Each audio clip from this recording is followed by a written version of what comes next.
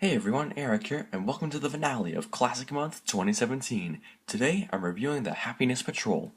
Cue the filter of pink!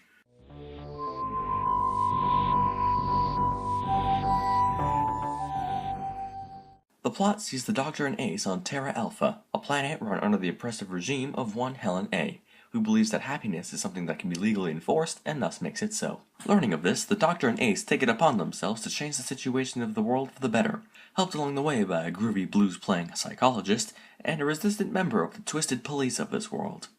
Now, this setup for a story could very well have been botched by having the "it's okay to be sad sometimes" bit be too heavy-handed, but luckily they decided to save until the end, where it packs a nice big punch as the story wraps up.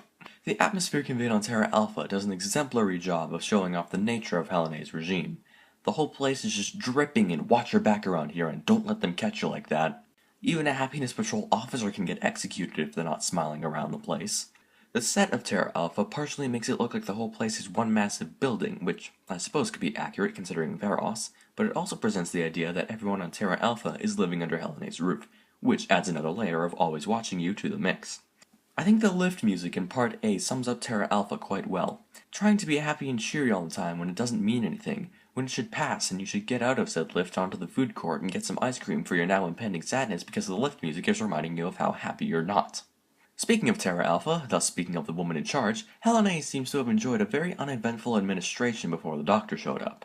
One where what she said was gospel, she could keep the place as tightly controlled as she liked, and nobody bothered to speak up against it.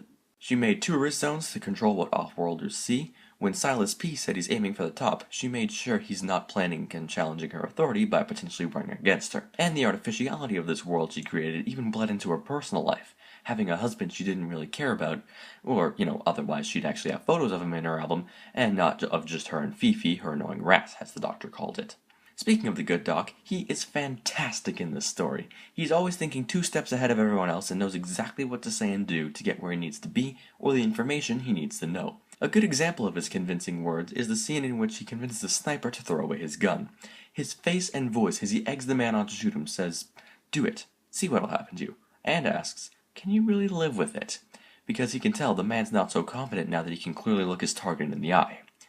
People often cite Ghost Lead as the first real example of the chess master Doctor, but I'd argue we see that quite well here too, and also the rest of Season 25 for that matter. Now for something a little less serious. The Candyman is quite the character.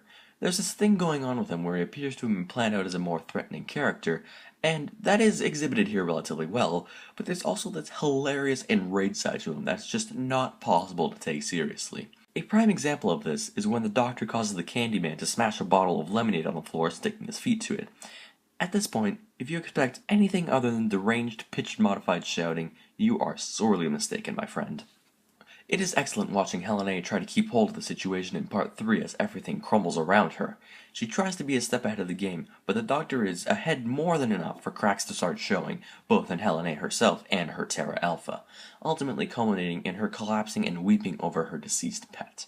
As a final note, the music to this story is amazing. The tracks underscoring the city scenes really add to the sense that something dangerous and amiss is going on. The Candyman's theme embodies the twisted nature of him and his concoctions, and Earl Sigma's harmonica, both the sad and the happy, are just nectar to the ears.